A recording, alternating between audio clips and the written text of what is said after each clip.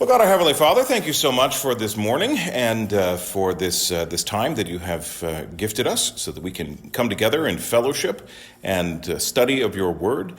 We're only four in number, which means we've got a lot of regulars who aren't able to be with us today, so we lift them up to you in prayer, especially our two very expectant mothers, as well as those that are in our usual family group dealing with illness or infirmity, or they're away on other business. Pray that you will continue to protect them and be with them and uplift them. And we now dedicate this next hour of study to you. And Lord, we pray that you will make us wise and discerning so that we can indeed very quickly and very accurately develop the skill of identifying whom should we listen to and whom should we not. We pray all these things in the Savior's name. Amen. So we have already previously had, you'll notice that in this letter, Jude has set up the problem. You got to be on the lookout for false teachers. They have crept into each and every church. And if they, by the way, if they haven't crept in yet, they are on the outside. Yeah, they're kind of lurking around, figuring out, how do I get in here? Yeah. Because they are ultimately unsaved. They're under condemnation. He says in verse 10, they're like unreasoning animals. That means they don't have the Spirit. They can't spiritually discern truth. They just talk lies. They are, in fact, doing the work of their father, the devil. And while Christ builds up the church, then Satan sends Antichrist to tear down the church. Where the church calls the sheep into the sheepfold through the true gate, false teachers, Antichrists, they will try to come in by some other way and steal the sheep. So they do the exact opposite, right, of what Christ intends. He builds up the church, they want to tear it down. And that's because ultimately, if you dig down deep enough, they're all mouthpieces for Satan. So he has already, so then Jude, presenting this point, right, he's just literally throwing Bible after Bible after Bible at his audience, which includes us, to show that this is really nothing new. It has always been this way. We've already had, if you go back a bit, we've had three examples. He's gone deep into the Old Testament to give you three examples of whole groups of people who went into rebellion and then suffered the consequences for it. Remember, he talks about the Hebrews, the Israelites. I want you to remind us up at verse 5 about the people who were rescued out of the land of Egypt and were afterwards destroyed because of their lack of belief, right? They come out and they grumble. I was in Numbers last night, and man, they just complain and complain and complain all the time. And there's plagues, and I mean, hundreds and thousands of instances of them die because they started off well, but then fell back. And then at verse 6, there were angels who did not stay within their own positions of authority, but left their proper dwelling. And Sodom and Gomorrah, of course, they're probably the most blatant example of a whole community. Each of these three examples that we've already looked for are big groups in terms of the Bible. Big groups that have gone into rebellion, and they all end up reaping the same fate. And Jude is saying, false teachers are like these three groups that you know from your biblical history. Starting in verse 11, though, he's going to give us another biblical example, but please note that these are three biblical individual examples. Right? The first one, Israel, the angels, the cities of Sodom and Gomorrah were big groups. These are three individuals. Woe to them, these are the false teachers, for they walked in the way of Cain and abandoned themselves for the sake of gain to Balaam's error and perished in Korah's rebellion. I'll add verse 12 here. These are hidden reefs at your love feasts as they feast with you without fear. They are, we could add, shepherds feeding themselves. Waterless clouds swept along by winds, fruitless trees in late autumn, twice dead, uprooted. So in verse 11, he's going to give us three more Old Testament biblical examples. Oh, good morning. On an individual level, and then as you start to see, then he's just going to quickly move on to the next one, and then he's going to give us 5 examples from nature. So he's just giving us example after example after example, so that at the end of the letter, you, dear reader, you, dear Christian woman, have a list of things to be on the lookout for. Okay? We're in Jude, verse 11, when you get there. So, we're going to do a bit of a Bible study. into the Old Testament this morning and look at these three examples. So the three examples that he lists in verse 11 are Cain, Balaam, and Korah. Are these familiar? Well, yes. Cain is. Cain is probably the most infamous. I was going to say famous, but maybe infamous is better. That's the only one that's not very familiar to me. Okay, and that's because Korah's rebellion takes place in the, well, so does Balaam. Yeah, him I remember. Doesn't doesn't he come in? He's got the donkey and the angel. Yes. Actually, the donkey is probably more well known than Balaam. I knew it was something that we had seen. So, I'm going to put my silk ribbon here at Jude, and we're going to start with Cain all the way back in Genesis 4. Yeah, Cain. I mean, we know Cain because I remember him. Cain, everybody does. Cain is the prototypical sinner. Adam and Eve, of course, caused the fall. What number was it you wanted? 4 is where Cain and Abel. So Adam and Eve have rebelled against God. They are under the curse. The whole creation is now cursed, and of course, that which is fallen can't exist in Eden, which is pure. So they are exiled from Eden. By the way, the whole giant narrative of the Bible is God eventually returning us to that Eden state in the new heavens and the new earth. But between Genesis and Revelation, Revelation 22, as James Cameron said, there's 40 miles of bad road. So, Genesis 4. Now, Adam knew his wife, Eve, and she conceived and bore Cain, saying, I have gotten a man with the help of the Lord. And again, she bore his brother Abel. Now, Abel was a keeper of sheep, and Cain a worker of the ground. In the course of time, Cain brought to the Lord an offering of the fruit of the ground, and Abel also brought the firstborn of his flock and of their fat portions. And the Lord had regard for Abel and his offering, but for Cain and his offering he had no regard. So Cain was very angry, and his face fell. The Lord said to Cain, Why are you angry, and why has your face fallen? If you do well, will you not be accepted? And if you do not do well, sin is crouching at the door. Its desire is contrary to you, but you must rule over it. Cain spoke to Abel his brother, and when they were in the field, Cain rose up against his brother Abel and killed him. Then the Lord said to Cain, Where is Abel, your brother? That's the rhetorical question of all rhetorical questions. And Cain said, I do not know. Am I my brother's keeper? And the Lord said, What have you done? The voice of your brother's blood is crying to me from the ground, and now you are cursed from the ground, which has opened its mouth to receive your brother's blood from your hand. He goes on to curse Cain, right? When you work from the ground, it should no longer yield to you, and we know the rest of the story. Cain goes and dwells in the land of Nod. So, first example that Jude says, talking about false teachers, is that false teachers walk in the way of Cain. So it's important that we go to the story of Cain and understand. By the way, these three examples do have something all in common. But I want to save that to the end to see if we can figure it out by by looking at the examples, right? The important part so why is Jude pulling Cain out as an example of a false teacher? Any thoughts? I mean, Cain does no teaching in here. There's only 4 people in the world at this point. Well, yes. Well, maybe he went like, the mom and dad are okay. Yep, Adam and Eve, Yeah. So now we're down to 2 kids. We're down to 2 kids, yeah. And Cain's the firstborn, right? He's supposed to be the inheritor of things. The key clue for us is in their offerings. Yes. Right?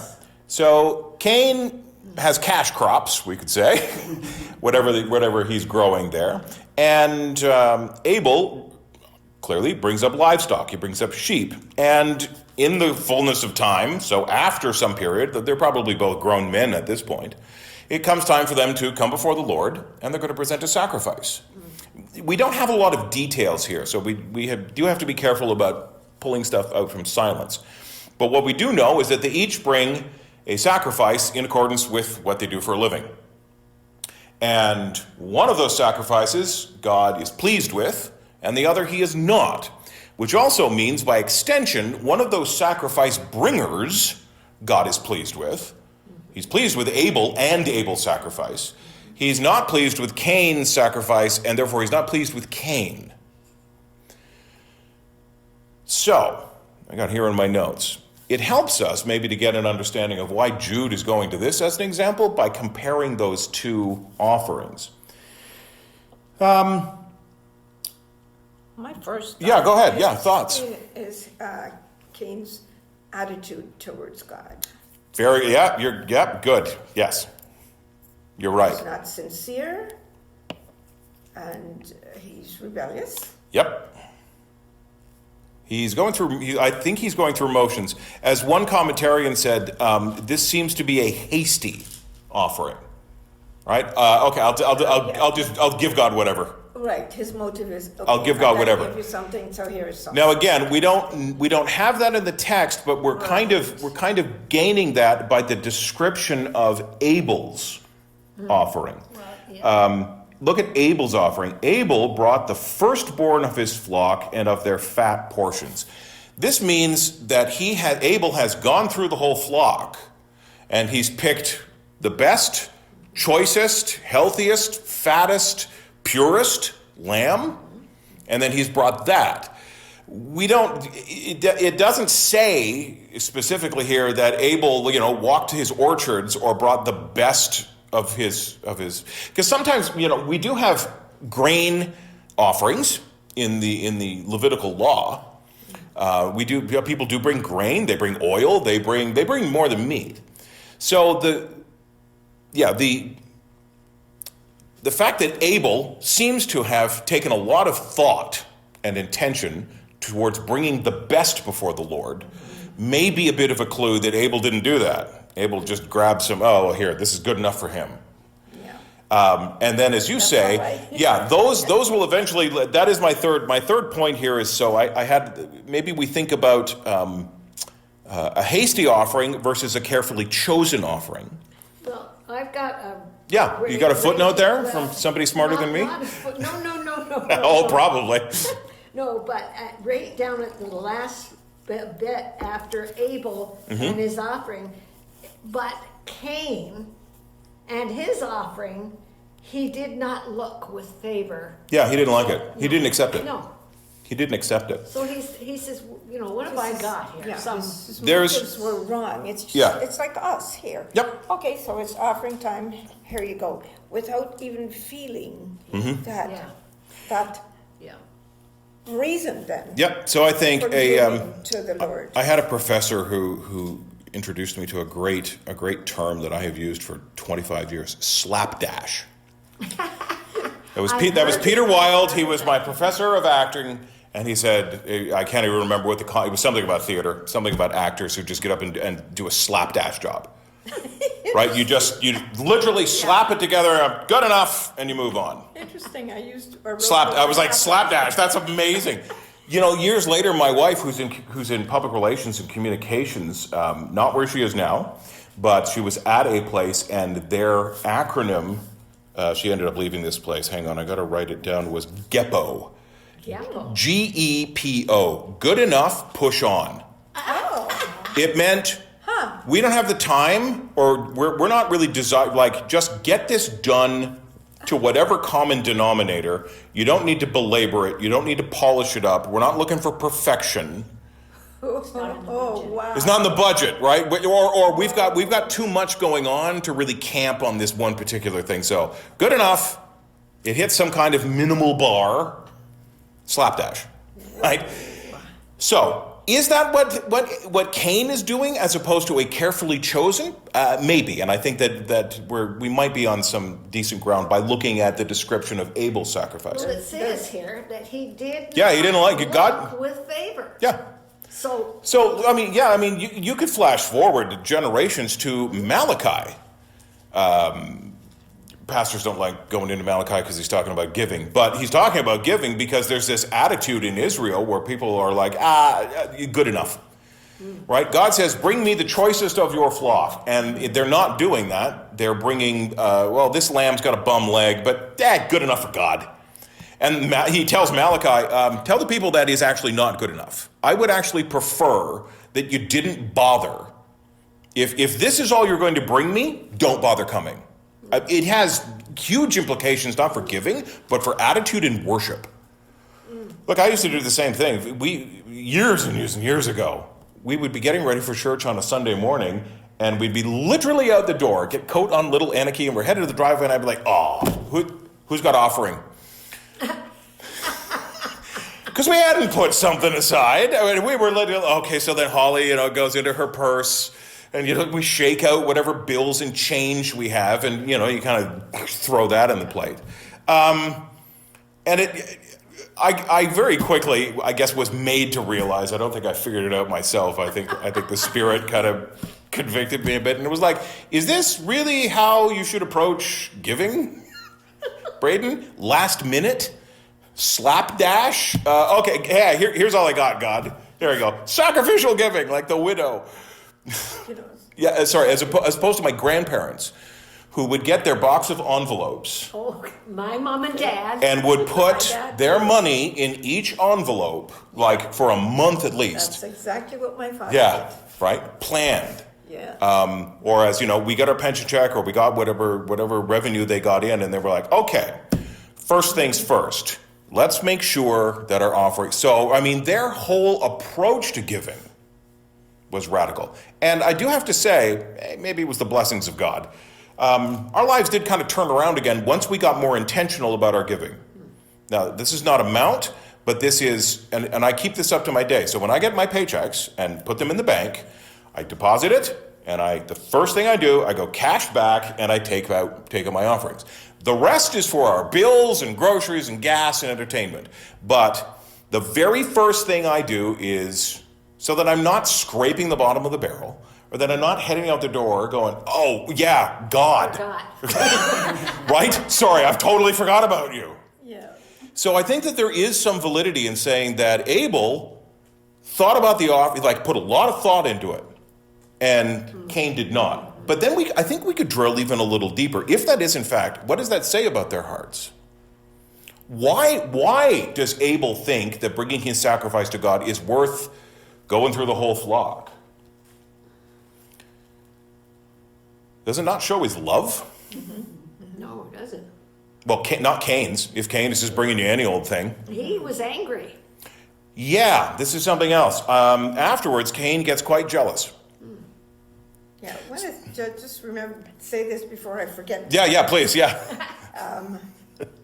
I used to hang out with a bunch of Messianic Jews for Jesus. Oh, yes. And I went to Shabbat services in downtown somewhere. Yep. On Friday nights. When it came to offering time, they always said, if you are not a believer in Yeshua, please do not give us offering. They didn't want your unbelieving money or resources, yeah. Interesting. Yeah. I thought, the first time I heard that, I thought, whoa. Yeah. So I think hasty offering versus carefully chosen is something. I think there's also some, looking at the offerings themselves, to compare, we have a, let's call it a fruit of the ground offering versus a firstborn, this would be a lamb kind of blood sacrifice. I think that can't be ignored either. We have, right, what does blood do? And we've just had this, right? Adam and Eve are naked. God gives them skins. This is also a little detail that flies under the radar, which meant that something in the Garden of Eden died so that they could be covered. Had to be. Yeah, right. So from the very beginning, from the very onset of sin into the world, a substitute dies to cover the sinner. And this will go on and on and on until Christ comes. It all points towards a perfect substitute who covers all believers perfectly. So I think it's worth also examining. Abel brings a blood sacrifice, which may also lean into Abel's taken some time to really think about this. He loves the Lord, but he also knows God, and therefore he knows himself. So it may be that Abel's bringing a blood sacrifice to cover his sin. Whereas Cain is just like, yeah, whatever, it's all good. And presumes on grace, to bring in that New Testament language. The third point I have here is that, and it actually comes from Hebrews 11. So just let me make a little detour. Again, a New Testament letter. Hebrews 11, this is the great Hall of Fame. By faith, they're sometimes called the heroes of the faith. Well, in Hebrews 11, let me read you Hebrews 11:4. By faith, Abel offered to God a more acceptable sacrifice than Cain, through which he was commended as righteous, God commending him by accepting his gifts. And through his faith he died, though he died, he still speaks. So the writer of Hebrews throws a little more light on this, that there's differences in sacrifices, but Abel comes in faith. Cain does not. So I think ultimately that's why God finds one sacrifice acceptable. It's given with a right attitude. It's given with heart and love and intention and some humility and an understanding of God and an understanding of sin. And Cain sacrifices none of those things. Cain is literally the guy who shows up and he's like, this used to be me. Yeah, you go to church on Sunday to keep grandma happy. Excuse me. Or this is just what we do, right? My heart wasn't, right? I think Abel's regenerate and Cain is not, when it comes right down to it. I can feel Abel will have a good relationship to God. He's got a good, yeah. So then what happens afterwards, right? Cain is like, well, God doesn't love me. And God's like, yeah, you got to up your game, quite literally. If you do well, you'll be accepted. You're not doing well currently, and as a result, sin is crouching at the door. Now, here's here's the warning, and it comes from God himself. You need to make your decision, son. You are either going to embrace sin, or you are going to, you're either going to let it rule over you, or you are going to rule over it. So the two brothers go out in the field. I don't know what the conversation was about, but... You weren't there. Yeah, I wasn't there. No, I was not there. But I know how it ended. Cain rose up against his brother Abel and killed him. Oh, wow. That's jealousy. See, if Abel is in God's favor and Cain is not, people who are outside of God's favor, if Abel's we could say regenerate, God counts Abel's faith towards him as righteousness. He doesn't, so Abel's righteous, Cain is not. Unrighteous, what do we know about them? They hate God, and they hate God's people. This is why unbelievers hate us. They hate Christians. Jesus says the world will hate you. If you are unrighteous, if you are outside of God's blessings, you hate God and you hate all the people and things connected to him. So Abel is righteous, Cain is not. Cain hates Abel because he's got God's favor.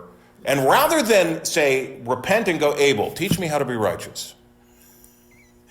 Right? Yeah, kills him. So, what do we got here? Cain's offering is ultimately unacceptable to God. His heart is revealed to be evil.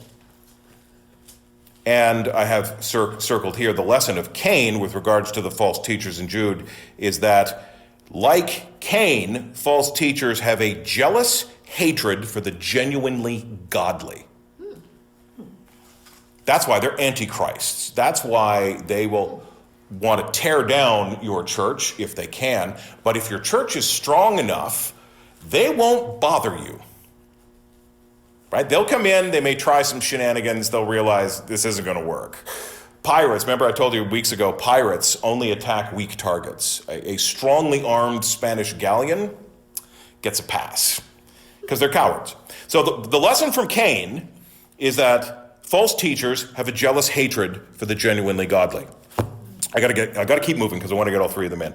Balaam, Numbers 22. So if you're in Genesis, you go a couple of books over to the right. Numbers. Now this is we've come to the Holy Land. They send in the 12 spies. 2 of them say, we're good to go. I trust in the promises of God. We can do this. Although there is a lot of people in there and they're heavily armed, we can do this.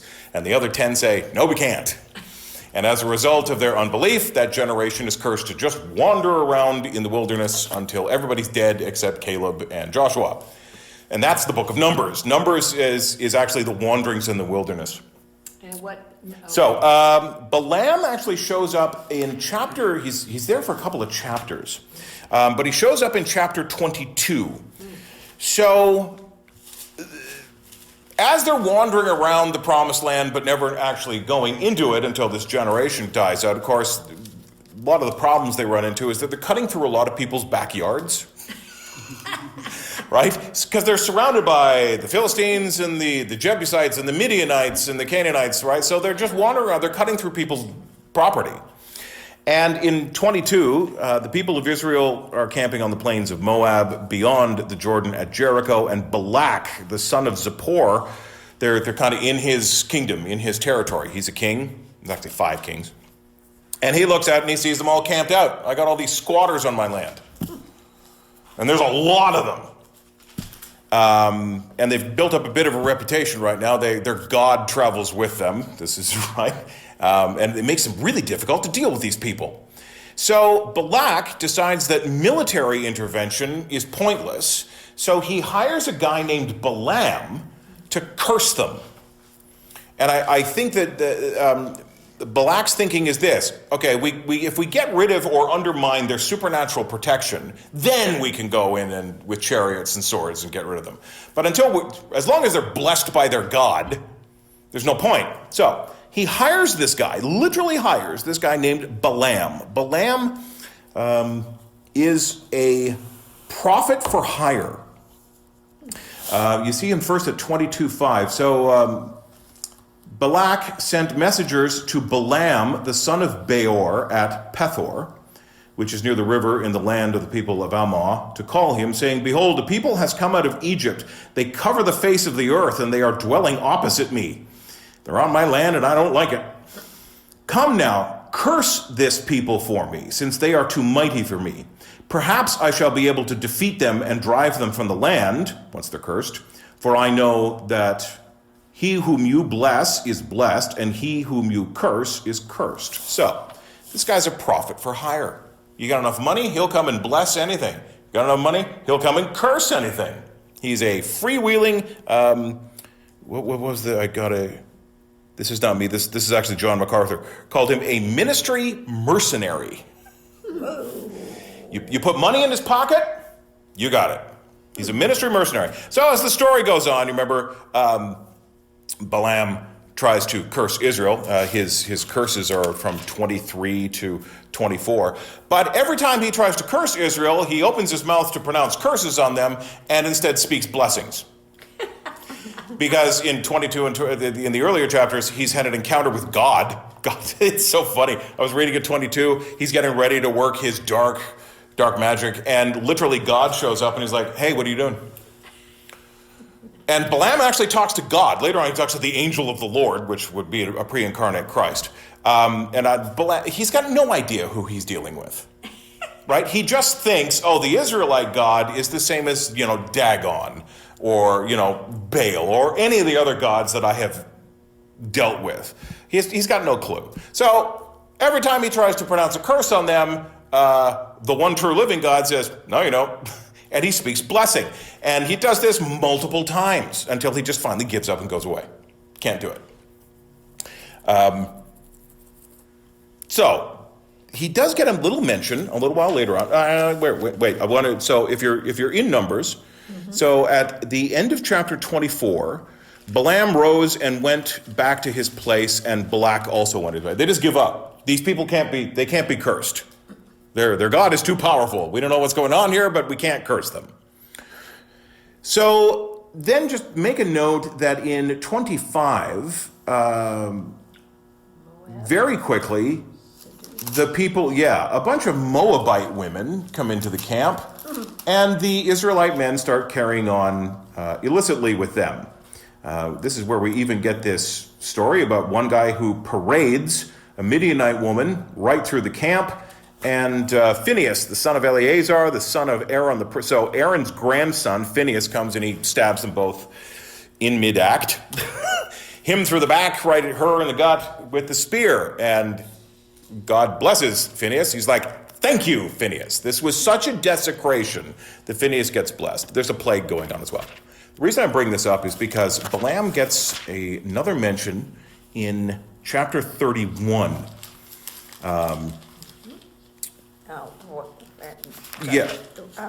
Numbers? Still Numbers 31. And in chapter 31, we get a little more of the story that after he could not curse these people, he went away, and King Balak went his way. But I guess failing to curse them, they said, well, let's just send in a bunch of Midianite women and they'll undermine themselves. And so it was actually Balaam that helped get the Midianite women into the camp. They rise up and they kill everybody. But anyway, so this is what Balaam did. He tries to pronounce curses, can't do it. He eventually undermines them a totally different way, but he ends up undermining them anyway. Why is Jude bringing this guy up? Didn't realize he was such a sleaze. He's an absolute reprobate. So think about Jude. Why, talking about false teachers in a contemporary setting, might Jude pull up Balaam as an example? What do false teachers have to do with this utterly reprobate, terrible guy? God will get them in the end. Well, yes, God will get them in the end. False teachers are also, like Balaam, for hire. They are ministers for the money. Yeah.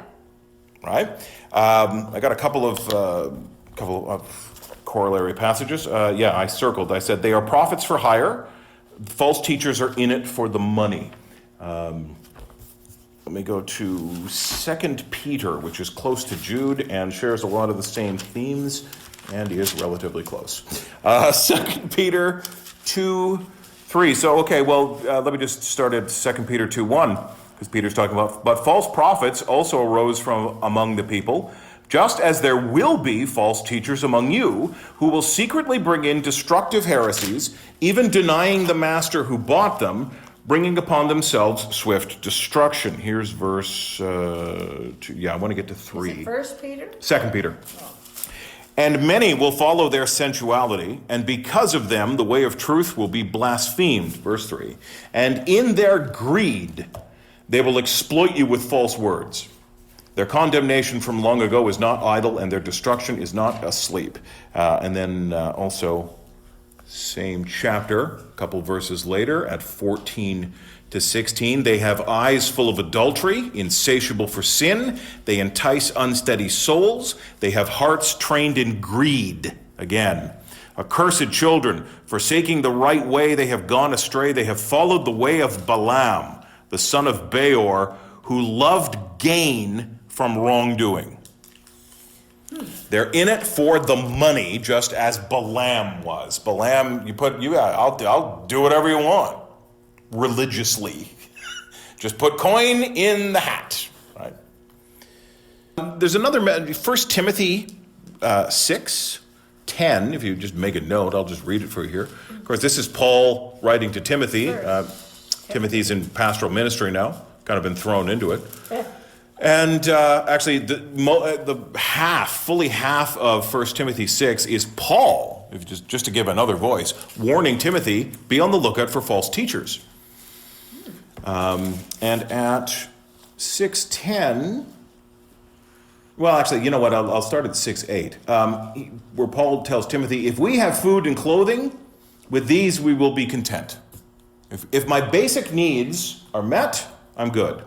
Verse 9, but those who desire to be rich fall into temptation, into a snare, into many senseless and harmful desires that plunge people into ruin and destruction. For the love of money is a root of all kinds of evils. It is through this craving that some have wandered away from the faith and pierced themselves with many pangs.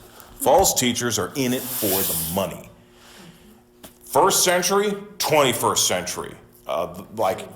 Yeah, it is inevitable. No difference. No, there's no difference because they're all serving their father, the devil. And he hasn't changed in the past 2 millennia. And that's why the great thing about a book like Jude, by the way, just in case, there are 27 books in the New Testament, 26 of them, yeah, the only one that doesn't mention it is Philemon. 26 of them at least mention false teachers. That includes the 4 gospel accounts. Jesus tells his disciples in the Olivet Discourse, a day is coming and there'll be many Christs. Don't believe any of them. They'll come, right?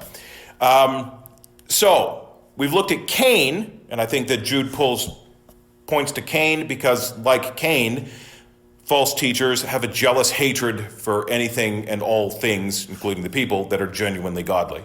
He points to Balaam because false teachers are in it for the money. They always have been, always will be. So when Paula White, I hate to keep pulling her out as an example, says that, to sow a seed into her ministry, and she's certainly not the only voice doing this, but saying that, you give what you can. Maybe it's $10, maybe it's $50, maybe it's $1,000. And I was like, what? What? Right? They're just right? They devour widows' houses. Pharisees are in the same boat. They're just in it for the money. Money, money, money. It was John Chrysostom, who was the Bishop of Constantinople in the late 300s, early 400s. Constantinople was a very wealthy city, and they brought this guy in, and they thought, oh, what an ornament to our city. And his first sermons, as soon as they brought him in there, they realized they'd made a terrible mistake because he came in and railed against the excesses of the rich. The common people loved him. But he's got a sermon where he talks directly to the women in the congregation of Constantinople and says that every gold ring you own is a meal stolen from the mouths of the hungry. So yeah, the little people were like, thank you, John. By the way, his name is Goldenmouth, John Chrysostom. And the nobles were like, gotta get rid of this guy, right? But there's a genuine pastoral sense of care that wants to balance. I need money to buy groceries, but I don't want to steal. I don't want you to be paying me so much that then you can't afford to buy groceries either, right? I don't want to break your back so that I can sleep comfortably, and that's because of care. Yeah. And how I approach the calling, right? And so we strike that balance. So false teachers, by comparison, this doesn't enter their radar. So they'll ask for a salary that'll break the bank, that'll break the church, that puts a yoke. Man, I remember when COVID hit, right? I thought, this is it. This is God's judgment on all the false teachers, because now people can't give you money. People can no longer fill, I thought this is great. People can no longer fill Ken Copeland's church. So when the bucket goes back and forth, there's nobody to put money in it. And they lost it, right? Because they're not churches, they're money-making machines. And I can remember Kenneth Copeland going on TV telling, even though we were in lockdown, don't you stop giving, he said. If you have to come and slide your check under the door of the church, you do it. Now, they couched it in, God wants you to keep giving. But it wasn't God, it was Ken Copeland Ministries that wanted you to keep giving, because he's got to buy another plane. Oh, wow. Right? False teachers don't care about you. They're just here for the money. And by the way, they will suck your church dry till it collapses and then move on to the next thing. Yeah. And they won't shed a tear. I always think of, those people those preachers, whatever you want to call them. Well, I mean, yeah, they would call themselves, yep. Who say that, you need to give everything you've got. That's what God wants. No. Well, does he want me to be a pauper? Then somebody else has to give me money so I can live? Yeah. Man, doesn't make any sense. Yeah. They want you to give them all your money. Well, and Yeah. just think what God has done to our church. Oh, this church? Oh my. He's brought For the good, in, you mean, yes. He's brought in people Yeah. that we did not ever know. Yep. And yet, it just amazes me, and I just get... Well, because we're striving to live lives of holiness. We're striving to structure and conduct the church as the head of the church tells us to. And it's like Abel. When you put your heart and your thought into this, you'll be blessed. Yeah. If you just give me a bunch of garbage, good luck to you, right? So I got to get to my third example. Okay. Sorry, I got to get to my third example, and it's Korah. So if you're not as familiar with Korah, still in Numbers, go back a couple chapters to Numbers 16. We're still wandering around in the wilderness. And Korah, that's Numbers 16. His whole story is encapsulated in this lengthy chapter. I'll read you the highlights. Korah is not just a nobody. Korah is the son of Izhar, the son of Korah, son of Levi. So he is Priestly line. he's directly in the priesthood. About 4 generations from, he'd be about Levi's great-grandson now. So he's a Levite. The Levites, of course, remember, are the caretakers of, well, they will be the temple. For now, it's the tabernacle. So he is of the choice tribe that are really closer to God than the other 11. They've been chosen, his whole family, his whole lineage, to serve God in an elevated capacity. It's a mercy and a blessing. However, Korah and Dathan and Abiram, the sons of Eliab, and On, that's his name, the son of Peleth, the sons of Reuben. So Korah and a bunch of other guys form a conspiracy. They took men, and they rose up before Moses with a number of the people of Israel, 250 chiefs of the congregation, chosen from the assembly, well-known men. They assembled themselves together against Moses and Aaron and said to them, "You have gone too far, for all in the congregation are holy, every one of them, and the Lord is among them. Why then do you," meaning you two, "why do you exalt yourselves above the assembly of the Lord?" So we got Moses, who is in charge of the whole assembly, and we've got Aaron, his brother, who is the high priest. And now we've got Korah, and Korah is dissatisfied with this arrangement, so he goes and gets some reinforcements. These are chiefs, so these are not just little people. These are some names to contend with in terms of the whole congregation. And they go and they confront Moses and Aaron and go, "How come you two have the top slots in the pyramid?" And look at their argument. "We don't need a high priest. We're all priests. All the congregation is holy." Dreams. They will come to you and they will pull stuff out of the air that is absolutely baseless. Now, it sounds really good, doesn't it? Surely the blessing of the Lord is on all of us. I mean, and even as Protestant, we would say one of the hallmarks of being a Baptist is that we have a priesthood of all believers. We mean a very different thing, though, than Korah does. Korah wants this job. I want to pull these guys down. And Moses calls him on it. When Moses heard this, he fell on his face, and he said to Korah and all his company, and he pronounces a challenge, "In the morning the Lord will show who is his, and who is holy, and who will bring him near to him. The one whom he chooses, he will bring near to him." And he tells him to go and get censers and fill them with incense. And we'll go right to the temple, the tabernacle rather, entrance, and we'll see who God chooses. So if you read the rest of the chapter as it goes on, he presents this challenge, and God does in fact display who he wants as his priests. Now, where do they die? So maybe I think it's a page over me. Son of the altar. Okay, sorry, I've gone too far. As soon as he finished speaking. Okay, it's around verse 20. Okay, go to 28. Numbers 16:28.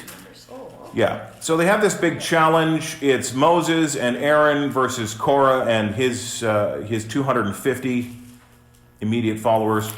And Moses said, "Hereby you shall know that the Lord has sent me to do all these works, and that it has not been of my own accord.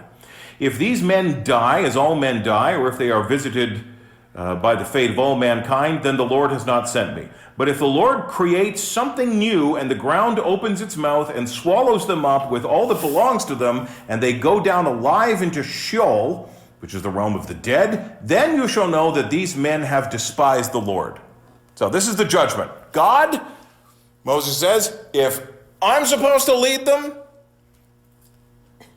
then they'll just live their lives and they'll die as all men die. But, or rather, if they're right, then just leave them alone and they'll all die of old age as all men die. But if it is me that you have chosen, then don't just smite them. Smite them in a way that absolutely cannot be mistaken for a natural disaster. And verse 31, as soon as he had finished speaking all these words, the ground under them split apart. And the earth opened its mouth and swallowed them up with their households and all the people who belonged to Korah and all their goods. And so all they and all that belonged to them went down alive into Sheol, and the earth closed over them and they perished. Wow. That is absolute. They all fall down. So God very clearly pronounces his judgment. Korah's wrong. Now, here are my notes on, and you can go and read that whole chapter. So Korah is a Levite, meaning he's got significant tabernacle duties, but he has not been chosen to be a priest. This is really the core of his argument. He wants Aaron's job, and if he can't have Aaron's job, he just wants to get rid of Aaron. All right, we'll just pull him down. So jealousy again. He's not chosen to be a priest, so he forms a rebellion to get rid of Moses and Aaron. Right. Gets 250 men at least. He dies in verses 32 to 35. What did I circle here in pink? Significant followers. So why would Jude bring up Korah's rebellion and the way of Korah's rebellion? Because false teachers gather significant reinforcements from within your community. One false teacher will come into your church and start getting a couple of men and women on side. And then when they think they've got their numbers bolstered enough, they will make a power play. And your pastor, if he's not, or your deacons, or your elders, if they are not on the watch, will be caught absolutely flat-footed by some confidence motion or some budgetary thing, right? And the next thing you know, the pastor's gone. And the deacons are gone, or the elders are gone, and we've got, right? They will gather reinforcements, and then they will make a power play. So, got to wrap this up. So you can see in each of these three examples, there are specifics, I think, about why Jude is going, false teachers are like Cain, false teachers are like Balaam, false teachers are like Korah, right? False teachers, in other words, just to recap, have a jealous hatred for all things godly, and they don't treat worship seriously. In fact, I have that in my notes too. Cain treats worship frivolously. Yeah, here you go. Balaam, like false teachers throughout all of history, is in it for the money. Ultimately, they're in it for the money. And Korah shows how they operate. They do not, that line from Claudius in Hamlet. He's talking about sorrows, but we could say false teachers come not as single spies, but in battalions. They will gather reinforcements and then try to make a power play. Because that's what they want to take over the church, one way or the other.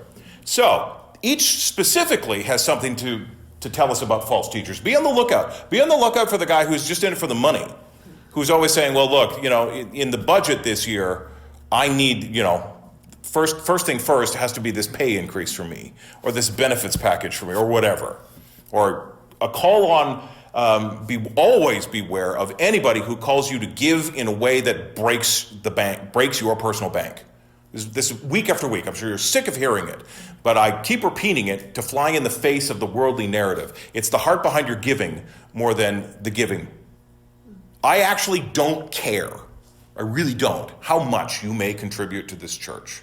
Whether it's a little or a lot. What I do care about is that you have enough to go buy groceries for the rest of the week. And I care, this is what I would probably, that you're joyful in your giving, that you're cheerful, you're generous in your giving, but also that you are conscientious in your giving, like my grandparents. Whenever, make sure you put aside, okay, God's taken care of, I've got the rest. That's what I care about. I care about you putting the first things first. And God will bless that. And the church will bless that. As opposed to the guy who gets up here and says, I know you're under COVID lockdown, but don't you stop giving. You put $1,000, which you don't have, into my ministry, right? Watch out for the money. Yeah, go ahead. Because then I want to show you, I want to end by showing, so there's 3 specific things to be on the lookout, but these 3 characters all have one thing in common that also speaks to false teachers. So go ahead. Oh, it's just a question about giving. Yeah. Say there's people who don't actually come to church, and we know they shouldn't, but that's another story. Well, some people can't. And their giving is more to charities than to a church. Okay. Is that wrong? I don't think so, no. No. Isn't church a charity? You mean the other We are. charity or church? But again, what's their heart? Are they giving so that I can get a fat refund at tax No, time? I'm just Or are they saying- giving, which, I mean, some people do. Some families will, About because they love their neighbor. They're helping. Yeah. You know. Right? It's all about heart. Yeah. It's all about the heart. Right. The heart that drives the giving. Yeah. That's what God is evaluating. Right. Yeah. It's what your heart tells you. Yeah, that's what God's where this money evaluating. needs to go Okay. to help others. Are you loving others by putting their needs ahead of yours? Yeah. Yeah. That's what we're supposed to do. I don't give anymore. My daughter does all my. Charitable. charities. Yep. Charitable. Yeah. Okay, well, for the church too. Yep. And what do I do? I've been for the same thing for a few years. I want to change it and make it a little more. What do I do? Tell my daughter? Yeah, just tell your daughter. Whoever's handling your finances, yeah. But also keep in mind, just while we're on this sidebar, money is not the only way to give to the church. I repeat this a lot. We have all been given spiritual gifts. Use them, right? So let me give you a concrete example.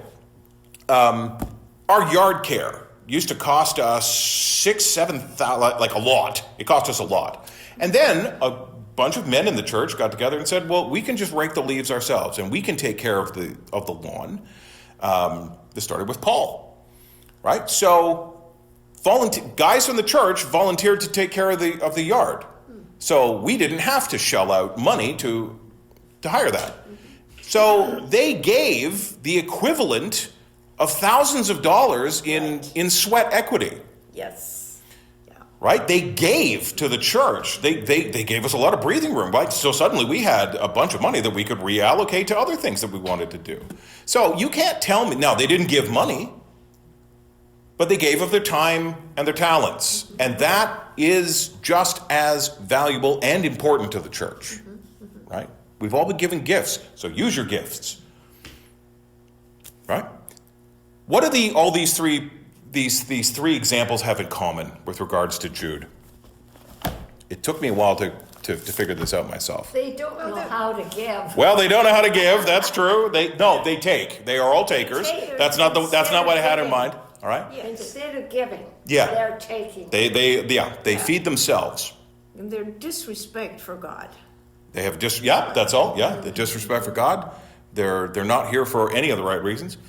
I think that Jude highlights Cain, Balaam, and Korah because collectively they are 3 examples of people who are outwardly religious. Pharisees. Well, Cain is offering sacrifice. Right? He's offering sacrifice. Balaam is pronouncing blessings. Korah is a worker in the church, so to speak, right? He's in the tribe of Levi. So collectively, false teachers are outwardly religious. Now, it's all surface, right? Scratch the surface of you may look at, I can't get away from Paula White.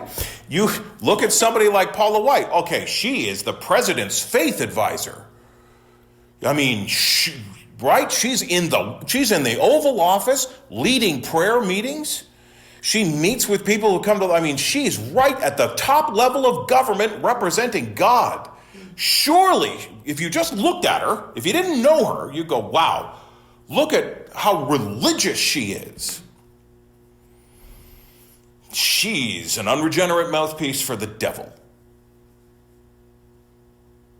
False teachers Yeah, you mentioned the Pharisees, and it's interesting that Jesus, right? You remember what he calls them? He calls them hypocrites. As a former actor, this word resounds a lot. The word hypocrite comes from actors. The word hypocrite literally means to speak from under something, and it goes back to the days where actors would put masks on and then deliver their lines. And Jesus is saying of the Pharisees, that's what you guys are. You are beautifully costumed actors. You have all of your lines down pat. You are whitewashed tombs, but if I took off your costumes and pulled off the mask, there would be nothing under there but dead men's bones. And just like them, they are, right? False teachers are outwardly religious. This is, by the way, how they get in. This is how they sucker you. They've got a very impressive resume. Or they've got a large ministry. Look, I have a book that was on the New York Times bestseller. Ooh, well, let's invite her to come and talk to us, right? They're outwardly very religious. Does God look on the outside? I'm thinking about David. Yes, he does it. Yes, he looks at the heart. Yeah. And so must we. Don't be fooled by a slick resume or a list of accomplishments, or even by how outwardly religious. And that's why Jude, in this one verse, is mentioning, as well as their individual failings, they have a collective failing. False teachers are outwardly very religious, but you scratch the surface and all you'll find is dead men's bones or dead woman's bones. So, right, the more you learn to identify, and they will always give themselves away by these three things, right? They will always hate the genuinely godly. They will always be in it for the money, and they will always strive to build. They're looking to build a following. They're not in it. False teachers, false pastors, are not looking to lead the flock sacrificially or lovingly. They're looking to accumulate a following for themselves. I have to call it there. Is that a help? Mm-hmm. Yeah. Okay. We'll come back, and Jude is not done. He's going to give us 5 examples from nature, starting with hidden reefs. They are hidden reefs at your love feasts. They are shepherds. Well, here you go. This is kind of wraps up in verse 12 what we're saying. They're shepherds, yeah, but they feed themselves. Who are shepherds supposed to feed? The flock. Yeah, they're not feeding you. They're feeding themselves.